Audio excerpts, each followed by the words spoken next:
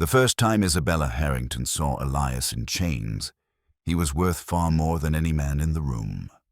The grand courtroom in Atlanta reeked of sweat, cigar smoke, and the sour aftertaste of war. 8 years had passed since Appomattox, but the Confederacy still clung to the bones of Georgia like a bad fever. On the raised bench, Judge Cornelius Harrington adjusted his spectacles with the slow precision of a man who believed he still ruled a private kingdom. At the center of that kingdom, on display for all to see, stood the boy who had once been hired to serve his daughter for $500 a month. Elias. His wrists were cuffed in iron, but he held himself like a man unbound. The white shirt they had given him in the jail was too small across his shoulders. Dried blood crusted at the corner of his mouth, where a deputy's fist had found him earlier. The spectators on the wooden benches craned their necks to get a better look at the uppity colored who had dared to blackmail a judge and seduce his only child.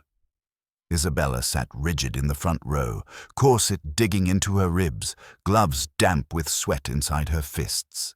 She could feel eyes burning holes through her, the gossiping ladies, the smirking men, the vultures waiting for scandal. On the table before the prosecutor lay a worn leather account book and a neat stack of folded papers. Proof, they called it. Letters, ledgers, fragments of a life they were about to twist into a noose. The accused, the prosecutor announced, voice booming, is charged with extortion, fraud, and conduct unbecoming toward a white woman of standing. In a just world, he'd have been dealt with by rope, not ink. But we are civilized men here. A ripple of cruel laughter moved through the crowd. Elias didn't laugh. He didn't bow his head. He simply turned, slowly, deliberately, until his eyes found Isabella. For a heartbeat, the noise of the courtroom vanished.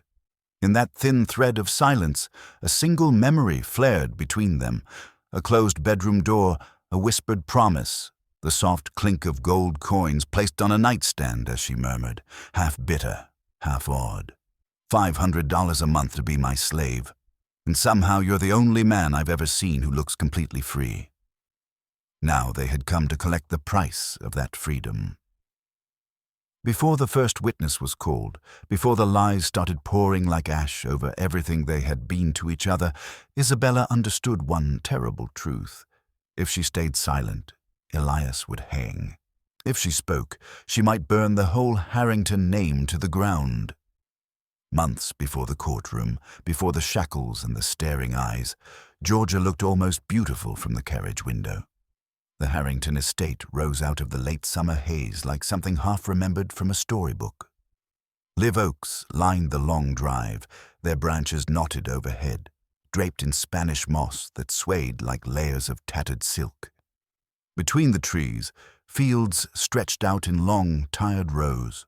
Cotton here, corn there, patches of scrubland where nothing had grown right since Sherman's men passed through with fire and bayonets. To the newspapers in New York, places like this were relics of a dead world. To the men who still ran them, they were kingdoms under siege. To Isabella Harrington, stepping out of the carriage in a lavender traveling dress that did not belong in this suffocating heat, the estate was simply a cage she had outgrown. The front steps of the big house were scrubbed to a dull shine. The columns had been repainted, a little too bright, as if trying to convince passers-by that nothing had changed. But the veranda rails were splintering, the roofline sagged, and one of the upstairs shutters hung at a crooked angle like a broken eyelid. On the top step stood Judge Cornelius Harrington. His hair, once iron gray, was whitening at the temples. His beard had gone almost entirely silver. He wore his black frock coat despite the heat, the same way he wore the black robe in town, like armor forged from cloth and reputation.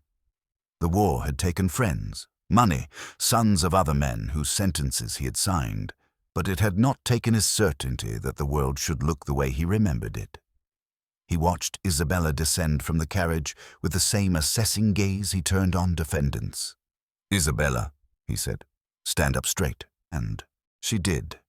The years at the Massachusetts boarding school had taught her to hold her spine like steel, to lower her lashes at the right moment, to offer a gloved hand for a chaste kiss.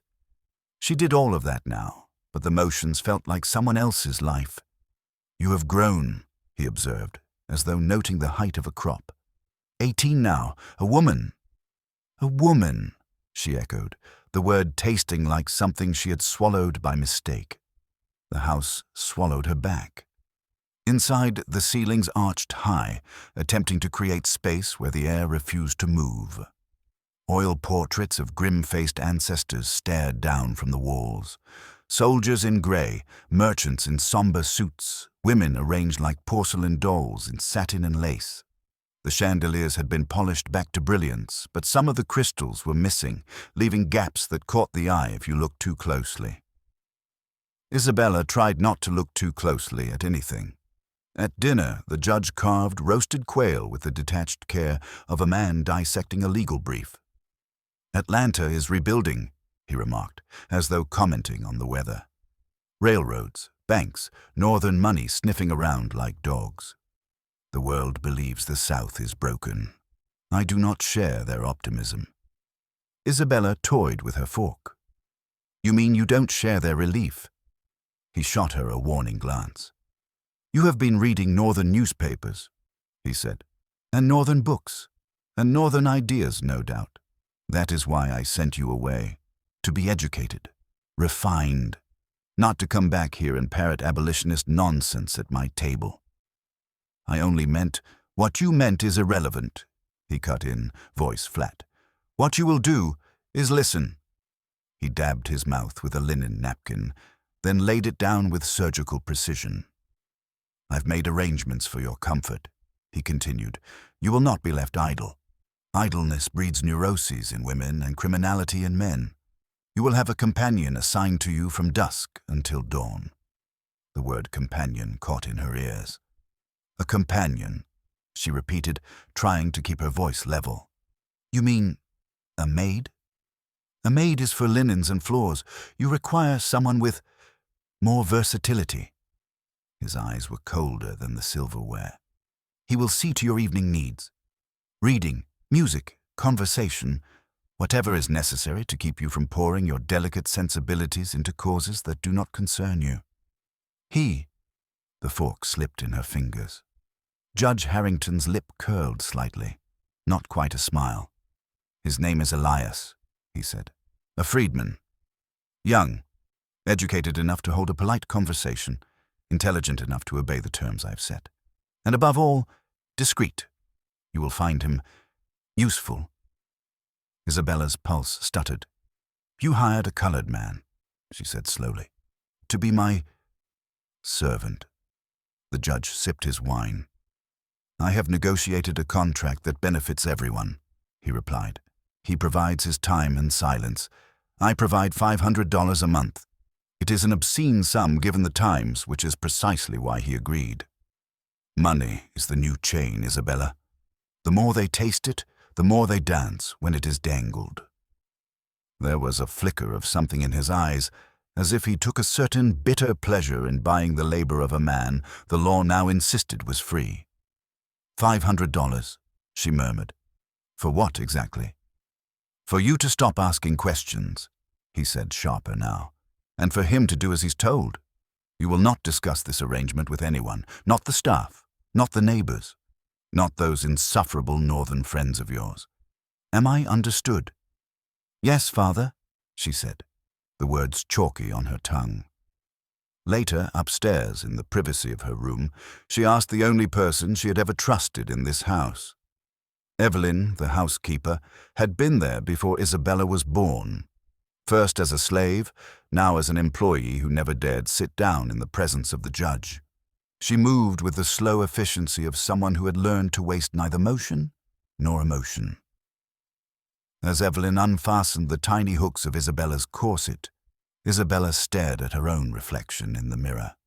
Pale face, deep brown eyes that always seemed a little too wide, as if she had just woken from a bad dream. Hair pinned in the modest fashion school had demanded. "Evelyn," she said, fighting to keep her voice casual. "Is it true my father hired a man to serve as my evening companion?" The older woman's hands stilled for the briefest second. "I don't repeat what's said between your father and his friends," Evelyn replied. "That's how I'm still alive." "But you know something." The hooks resumed their soft metallic whisper. "I know your father doesn't pay anyone $500 without expecting something in return," Evelyn said. "And I know there's not a colored boy within 50 miles who wouldn't kill for that kind of money. Or be killed for it." "That much?" Isabella frowned. "Is it really so extraordinary?" Evelyn gave a low, humorless laugh. $500 a month will buy land," she said. "Tools, seed, the kind of start most of our people only pray for. For the white folks across the river, it buys stories." "Stories?" Isabella repeated. "Heard some of them already," Evelyn said. "In town they say your daddy is paying $500 a night to be sure his little girl doesn't get lonely. Some say he bought himself a pet for you. Some say this boy sold his pride for coin. Everybody's got a version that makes sense to them." "And what do you think?" Isabella asked. Evelyn met her eyes in the mirror, gaze steady. "I think," she said quietly, "that people like your father are used to owning everything they touch. I also think there are some men who can be chained and never truly belong to the one who holds the key." "Elias," Isabella said, tasting the name. "You've seen him?" "Once," Evelyn answered. "He came by last month to discuss terms with your father, walked up the drive like he knew where his feet were going, didn't shuffle, didn't stare at the ground. That alone made half the town nervous." "What is he like?" Isabella pressed. Evelyn shrugged one shoulder. "Tall, young, too calm for his own good," she said. "Eyes like someone who's already seen the worst a man can do and decided he won't let it define him. Men like that are dangerous, child. Not because they'll raise a hand, because they don't scare easy." The corset came away. Isabella inhaled fully for what felt like the first time all day. "Your father thinks he's buying obedience," Evelyn added. "Maybe he is. Or maybe he's paying $500 to invite a storm into this house." When Elias arrived the next morning, the house seemed to feel it. Isabella watched from the upstairs landing as he stepped into the front hall. He carried only a worn leather satchel. His clothes were clean but plain: dark trousers, white shirt, rolled sleeves. No coat, despite the judge's insistence on formality. The summer heat made such rules absurd anyway. He paused just inside the door, taking in the staircase, the portraits, the polished floor. Not in awe, not in envy, as if he were reading a legal document and weighing its clauses. Judge Harrington descended one step at a time, every inch the magistrate. "You understand the terms?" the judge said. Elias's voice was smooth, low, educated in a way that made more than one servant in the shadows glance up sharply. "I understand them," he replied. 6 nights a week, from sundown until dawn, I am at Miss Isabella's disposal. I entertain, assist, and ensure her comfort." He let the word sit for a fraction of a heartbeat longer than necessary. "In exchange, you pay me $500 at the end of each month? In gold. No delays, no excuses. And you keep my name off the tongues of your friends in Atlanta." A flicker of irritation crossed the judge's face at the boy's lack of subservient phrasing. "And you keep my daughter's name off the tongues of yours," he said coldly. "You are not her equal, boy. You are a convenience." Elias inclined his head. "Of course, Your Honor," he said. "We all serve someone." For the first time he looked up toward the landing. His gaze met Isabella's. He did not flinch, did not bow, did not smile. He simply looked at her as if she were not a prize or a problem, but a person. Isabella felt something shift in the air between them, subtle as the first hint of ozone before lightning. She did not know yet that the man her father believed he had purchased would become the only person in the house she could not afford to lose. She did not know yet that the $500 her father boasted about would become the least valuable part of their bargain. She only knew that when Elias finally knocked on her door at sunset, carrying a book instead of flowers, the cage she called Harrington House suddenly felt too small to hold what was about to begin. The heat that night felt almost sentient, thick, watchful, clinging to the walls and the skin. Isabella had changed into a pale linen nightdress, her hair loosened from its tight school braids. She tried to read. She tried to write.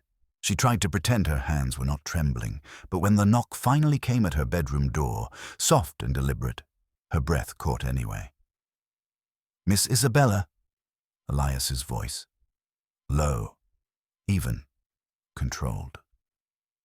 She crossed the room slowly, each step echoing inside her chest. When she opened the door, he stood framed by the dim hallway light, a book tucked under one arm. Not a servant bearing towels or tea. A man arriving for an appointment neither of them had asked for. "May I come in?" he asked. Her instinct, polished by etiquette and fear, was to say no. But something older than etiquette, something fiercer than fear, loosened her throat. "Yes," she managed. "Come in." He stepped inside without hesitation, moving with a calm certainty that made the room feel smaller.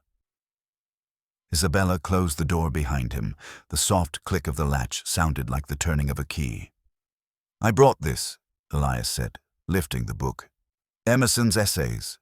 You mentioned you wished you'd finished them at school." She blinked. "You remembered that?" "I remember everything people try to hide," he said gently. He set the book on her writing desk, then turned to face her. They stood an arm's length apart, close enough to feel each other's presence, far enough that either could pretend nothing was strange. But everything was strange. Isabella perched on the edge of the chaise, trying to regain composure. "How long," she asked, "has my father been planning this arrangement?" "A month," Elias answered. "Maybe longer. He approached a business partner first, a banker in Atlanta, asking for recommendations. Someone must have mentioned me." "And you agreed to it?" Her voice cracked despite her swallowing. $500 buys a future," he said simply. "Land, a deed, a way out of sharecropping. That kind of opportunity does not appear twice for someone like me." Someone like me. The phrase was a blade with two edges. "And what does my father expect you to do?" Isabella asked, though she dreaded the answer. Elias did not soften the truth. "He expects me to keep you entertained, keep you from reading northern pamphlets, keep you from developing opinions that embarrass him, and above all," his eyes held hers, "keep your mouth occupied with anything other than questioning the world he built." The air shrank between them. "That is disgusting," Isabella whispered. "That is reality," Elias corrected. Silence expanded, long, taut, electric. He moved toward the desk, but halfway there, something happened that neither intended. A gust of wind swept through the open balcony door, scattering the loose pages of Isabella's journal across the floor. She gasped and dropped to her knees to gather them. Elias did the same. Their hands collided over the same page, her handwriting, her private thoughts exposed in looping ink. The moment froze. His fingers were warm. Her breath stuttered. The candles flickered as if the room itself leaned closer. Elias withdrew first, not abruptly, but with a controlled gentleness that felt more intimate than touch. "My apologies, Miss Isabella." Her throat tightened at the formal address, at the polite retreat. It felt wrong somehow, like watching a door close just as she realized she wanted to step through it. "You can call me Isabella," she said softly. Elias looked at her. Really looked. His expression changed, subtle, precise, as though he were recalculating the entire equation of their dynamic. "That," he said slowly, "would be unwise." "Why?" she dared. "Because names erase distance," he answered. "And your father hired me to keep you company, not to cross the lines he thinks hold this world together." She rose to her feet. "And what do you think holds this world together?" His gaze didn't waver.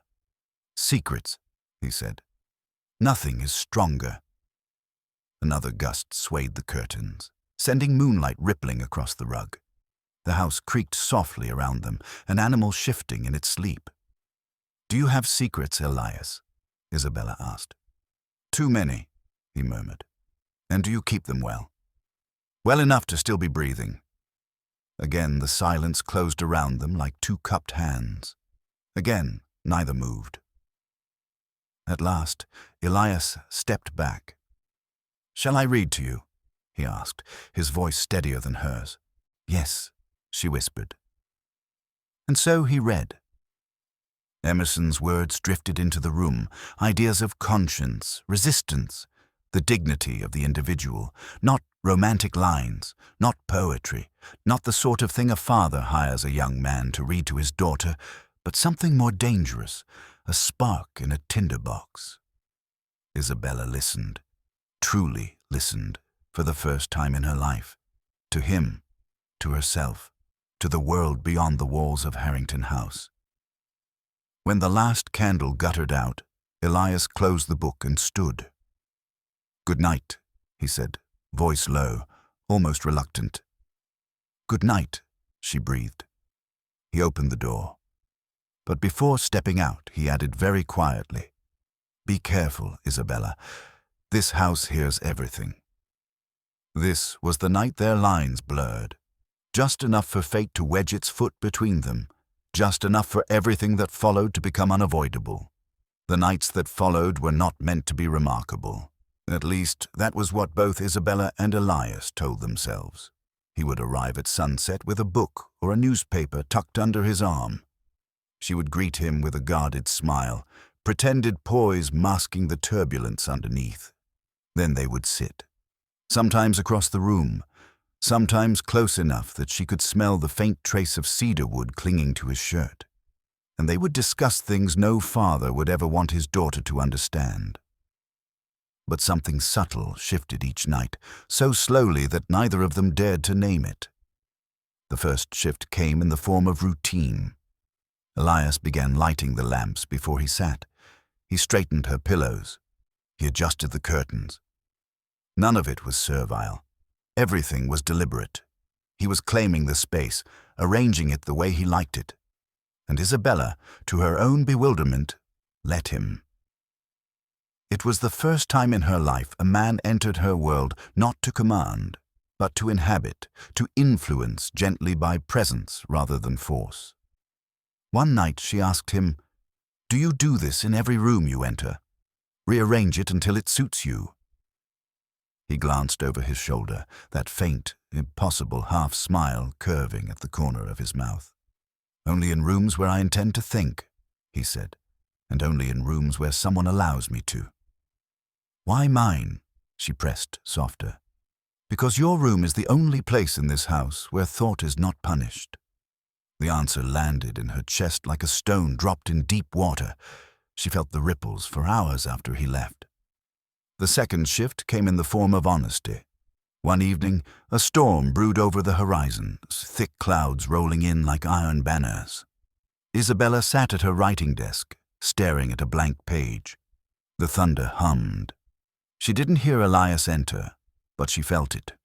When she turned, he was watching her, his dark eyes steady, patient. "You're troubled," he said. "I'm thinking." Thinking is often the source of trouble. She set her pen down. "Do you ever think too much?" He exhaled. "Constantly. It's how I survived slavery. I memorized the moods of men who would kill me for blinking wrong. Thought was my weapon. And now thought is my currency." "Currency?" She frowned. He moved toward her with unhurried steps until he stood a foot away. The closeness startled her. He searched her face as though deciphering an encrypted message. "Your father pays me for silence," he said. "But silence is only valuable if a man knows things worth silencing." Her breath stilled. "What do you know, Elias?" The thunder cracked violently outside.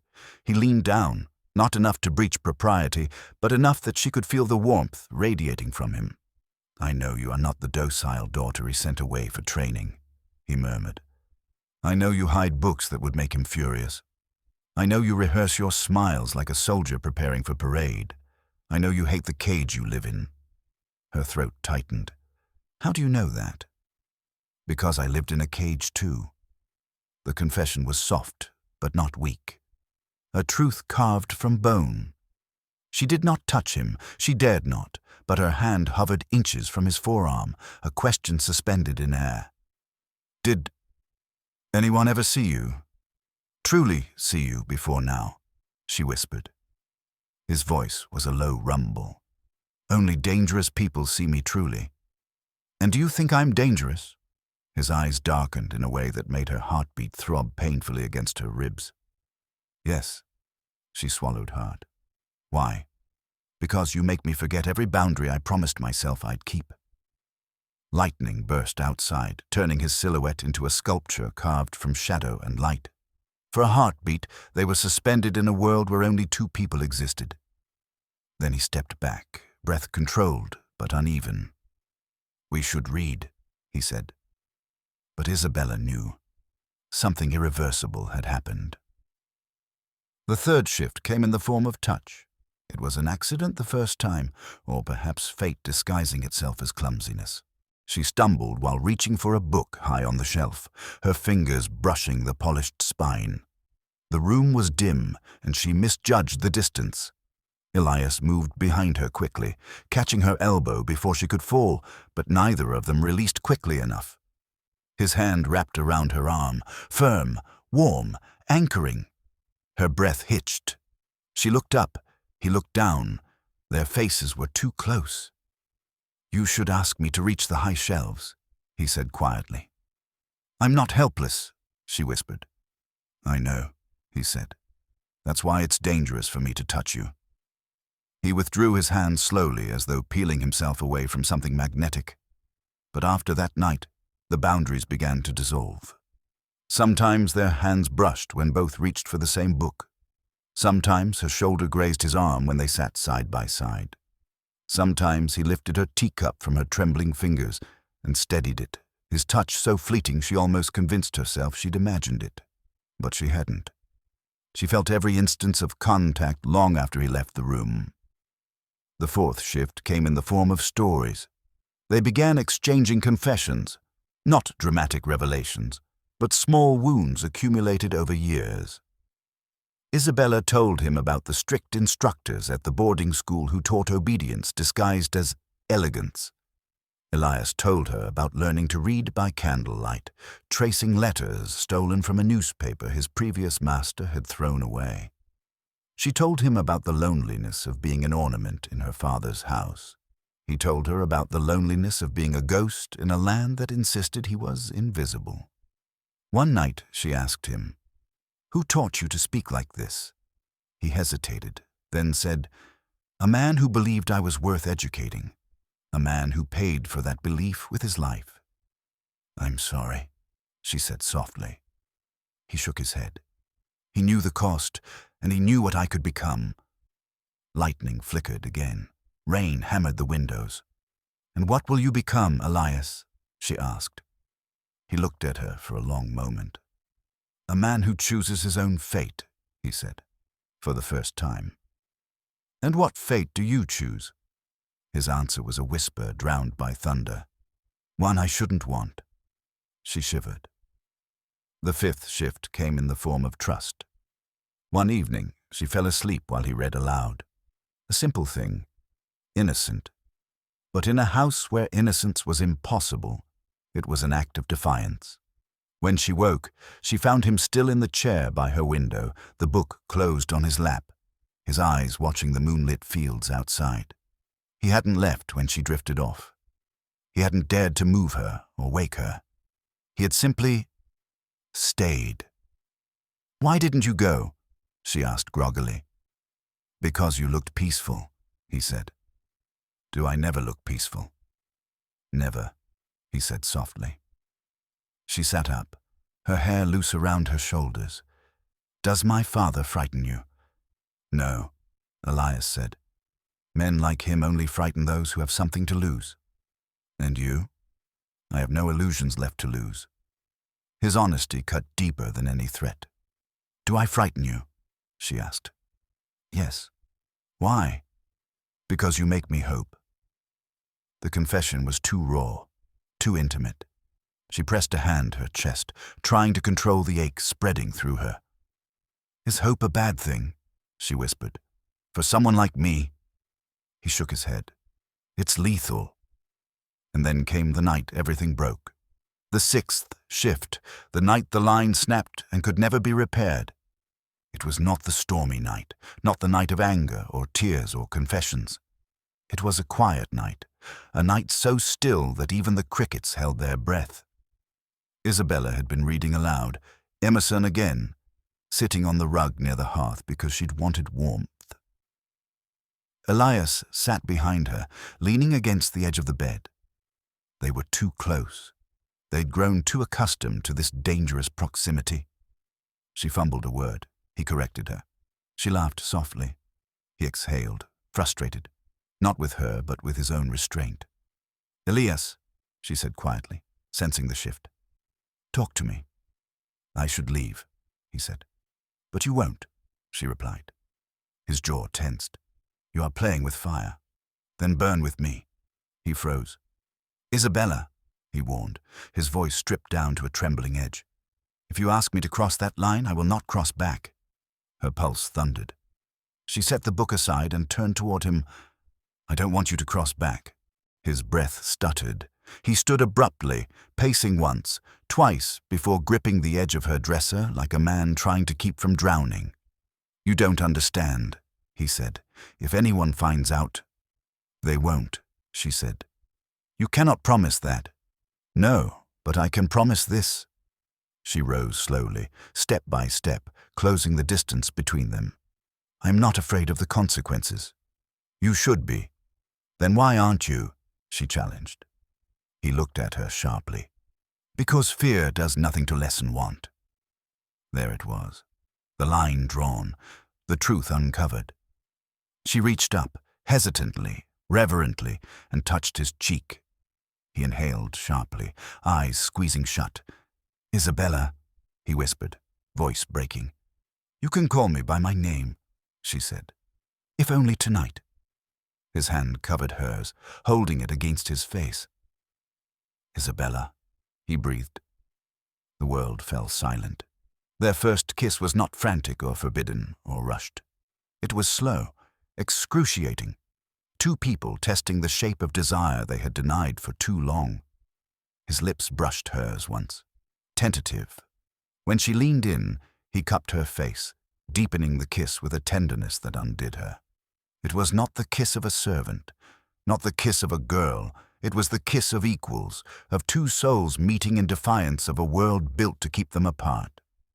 When they finally parted, breathless, he rested his forehead against hers. You understand, he whispered, that there is no turning back now. Yes, she breathed, and you accept the danger. Yes, and you choose me. She smiled, small, trembling, radiant. I choose you. He pulled her into his arms, holding her with a reverence that made her knees weak. Every touch, every breath, every shiver felt like a vow. That night, they sat together until dawn, not lovers in the physical sense, but something deeper, more dangerous. A unity forged not in passion alone, but in recognition. They had crossed the boundary. They had chosen each other, and the world would punish them for it. But for now, they held on to peace, knowing the storm was not a question of if, only when. The first sign of danger did not come as a shout or a slammed door. It came as a gaze, a lingering, narrowed, calculating gaze from the one person in the Harrington estate who had mastered the art of pretending she saw nothing. Mrs. Evelyn. She caught sight of Isabella and Elias emerging from the library one morning, too close, too synchronized, their eyes avoiding meeting as if avoiding heat. Her hands froze on the tray she carried. Her gaze sharpened, and in that 1 second, Isabella felt her blood turn to ice.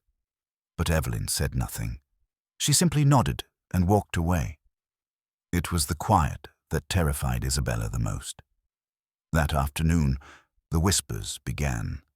small, subtle, insidious. A stable hand claimed he heard voices late at night from the east wing where Isabella slept. A laundress claimed Elias had brought linens to the wrong room, hers, before sunrise. A distant cousin visiting for supper remarked casually that Isabella looked unusually radiant these days, and that Elias seemed far too educated for his position. They were tiny splinters of suspicion, and yet Isabella could feel them digging deeper with every passing hour. The next night, she stood at her window long after midnight, hugging her shawl around her shoulders. "They're watching us," she whispered as Elias stepped into her room. "I know." His voice was steady, but his hands clenched behind his back. "People like me don't get the benefit of innocence. Suspicion alone is a noose." She turned to him, panic shimmering beneath her composed exterior. "What do we do?" "Stay cautious," he said. "Distance ourselves in daylight. Speak only when necessary. No more lingering glances. No more touches." His words were rational, but they sliced through her like cold steel. "You can do that?" she asked. A beat. "I must," he said quietly. "And me," she whispered. He met her gaze. The gravity in his eyes told her everything. She had far more privilege, far more protection, but far less practice at hiding truth. "You must." His tone carried a weight that left no room for protest. "For both our sakes." For the next 2 weeks, they lived as ghosts of themselves. Elias entered her room only when necessary, carrying books, delivering messages, or lighting her lamps. He spoke little. She spoke less. When their fingers brushed as he handed her a newspaper, he recoiled first, then she. The distance hurt more than the danger, but even distance could not stop what came next. One evening, as Elias walked across the back corridor, a shadow blocked his path. A figure stepped forward, tall, rigid, dressed in the immaculate black coat of a Southern Titan. Judge Cornelius Harrington, Isabella's father. "You've been in my house for almost 3 months, the judge said, voice calm in the way a loaded gun was calm before firing. "My daughter has taken an unusual interest in philosophy. She has begun to question me, and rumors," his eyes narrowed, "have begun to reach my ears." Elias kept his face neutral. "Rumors are often born from boredom, sir." "And lies," Harrington replied, stepping closer, "are born from guilt." Elias's pulse raced, but he held the judge's gaze. "With respect, sir, I serve your daughter as instructed." "A daughter," Harrington murmured, "is easily led astray when young, influenced, manipulated." He leaned in, "Especially by men who forget their place." Elias steadied his breath. "I have not forgotten my place, sir." "No." Harrington's eyes gleamed cruelly. "Then allow me to remind you." A fist slammed into Elias's stomach before he saw the judge's arm move. Pain exploded through him. He staggered back, breath stolen. Harrington seized him by the collar and whispered, "If I find even a whisper of truth in these rumors, Elias, you will not see another sunrise." He shoved Elias to the floor and walked away, boots echoing down the corridor. Blood pooled in Elias's mouth. He spit it out, wiped his lips, and forced himself to stand. He could endure pain. He had endured worse. But Isabella could not endure the consequences of being linked to him. The next morning, he didn't come. Not to her room. Not to the library. Not to the garden. Isabella waited until noon before panic overwhelmed her. When she finally found him in the storage barn, stacking crates, her breath hitched.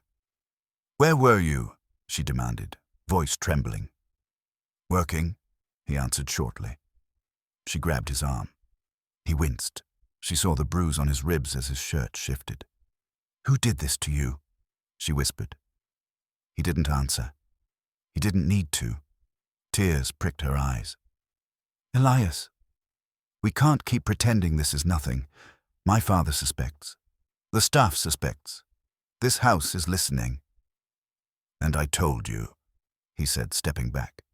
"Distance is the only chance we have." She shook her head. I can't stay away from you. You must, Isabella. Why? Because if you don't... He looked at her with a rawness that stole her breath. They'll kill me. A silence deep and agonizing stretched between them. Then I'll leave, she choked out. I'll run away. You won't. He cut her off gently, but firmly. Your father would drag you back in chains, and he would blame me for your rebellion. She swallowed her tears. Elias, what do we do? He exhaled shakily. There's one option, he said. The only option. What? We pretend. His voice cracked. You pretend you don't love me. I pretend I never touched you. We bury this before they bury me. The words stabbed her deeper than any blade. You're asking me to forget you? I'm asking you to save me. Her knees buckled.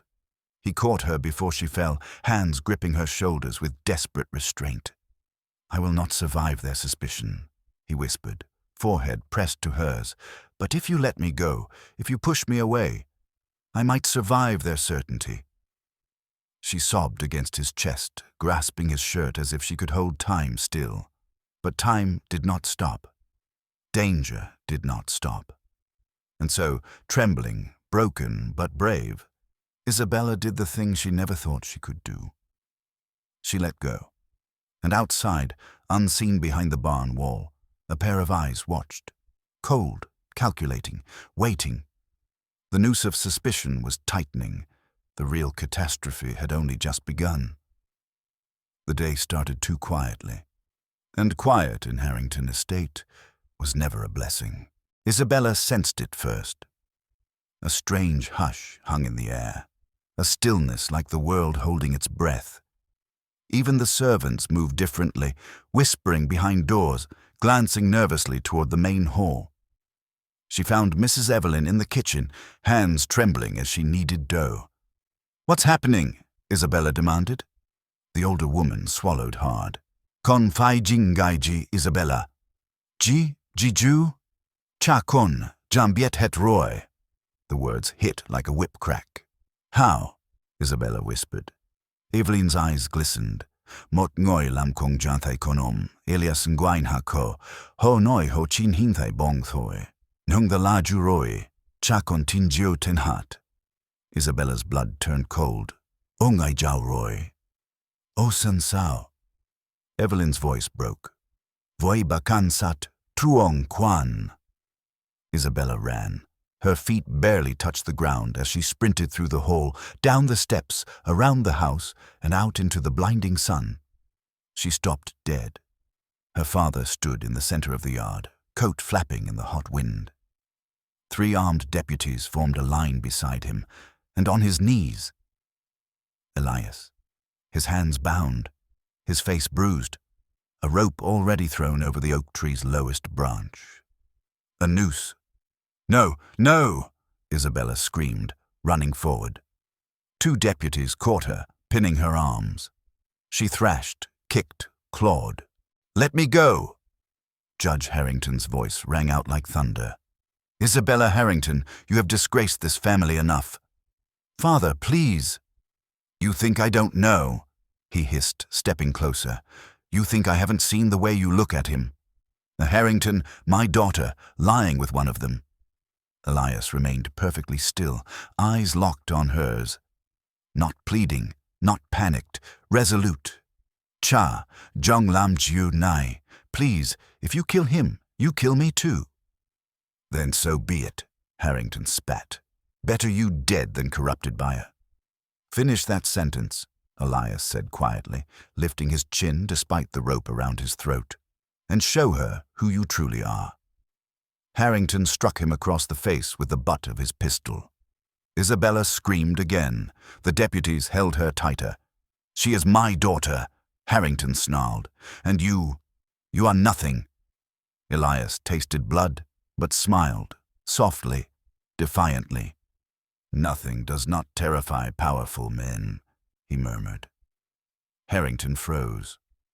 Because he understood the meaning, Elias was reminding him. The documents, the evidence, the leverage. "Where are the papers?" Harrington growled. Elias answered calmly, "In the hands of someone who will send them to federal marshals if I don't walk free by sundown."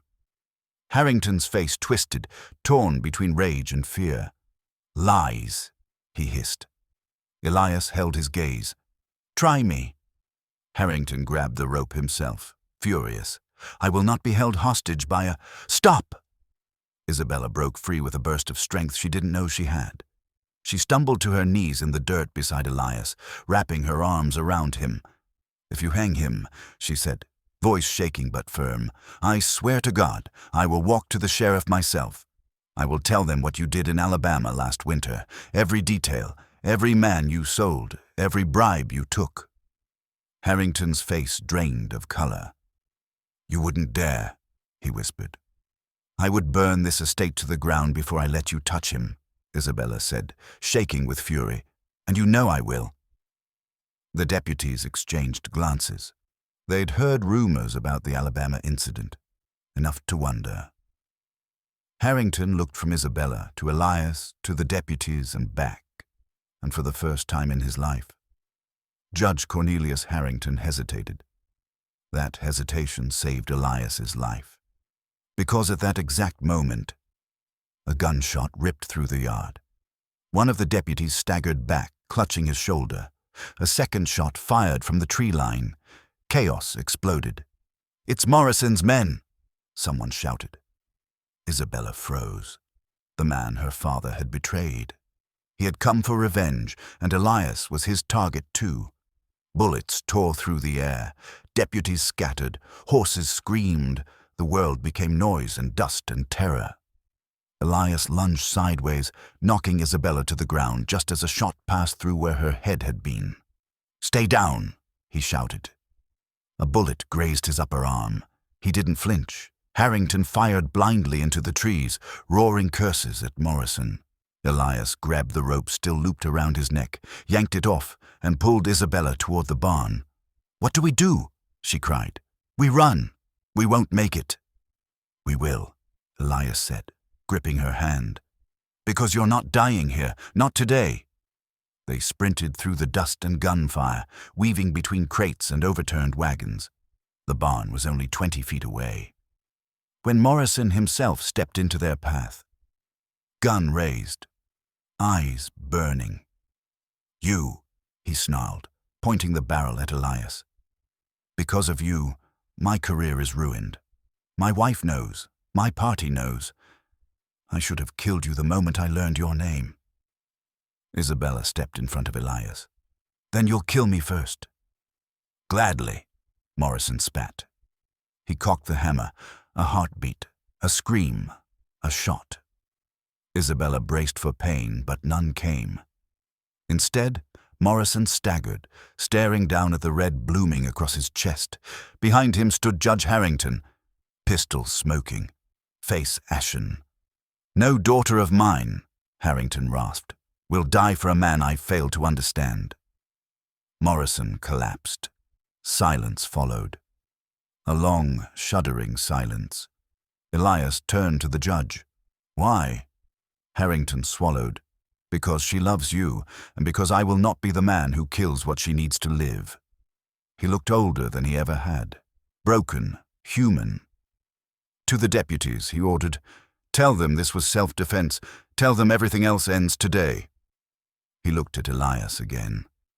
"Take her. Get her inside. Patch up your arm." The words were not warm, but they were an offering. Elias helped Isabella stand. She trembled in his arms. "You're safe," he whispered. "No," she said softly. "We are safe." And as smoke drifted over the yard, the worst danger had passed. But the consequences were only beginning. For 3 days, the Harrington estate felt like it was exhaling after years of holding its breath. The deputies filed their reports. Morrison's men retreated into silence. No one asked why the senator had appeared so suddenly on Harrington land. No one asked why Elias had been bound beneath the oak tree. In the Reconstruction South, people learned that survival often depended on selective blindness. Judge Harrington did not apologize. but he did not speak another word of accusation. On the third evening, he summoned Elias to his study. Isabella paced outside the door, hands twisted in her skirt, unable to breathe. When Elias emerged, his shirt was clean, his arm bandaged, his expression unreadable. "What did he say?" Isabella whispered. Elias paused. "He said he doesn't forgive me." Her heart sank. "But," Elias continued gently, "he understands you." Isabella's breath caught. "He said," Elias repeated, "that a man can fear what he does not understand, but he cannot destroy what keeps his daughter alive."